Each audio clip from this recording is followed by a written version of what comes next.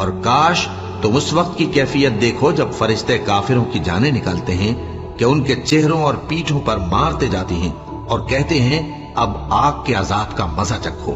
یہ ان اعمال کی سزا ہے جو تمہارے ہاتھوں نے آگے بھیجی ہیں، اور یہ جان رکھو کہ اللہ بندوں پر ظلم نہیں کرتا۔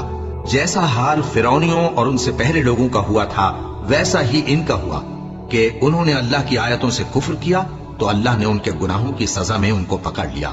بے شک اللہ زبردست ہے، سخت عذاب دینے والا ہے۔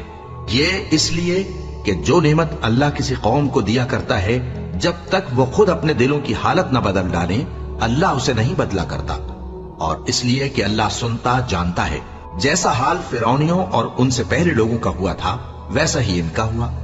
انہوں نے اپنے پروردگار کی آیتوں کو جھٹلایا تو ہم نے ان کو ان کے گناہوں کے سبب ہلاک کر ڈالا اور فرعونیوں کو ڈبو دیا، اور وہ سب ظالم تھے۔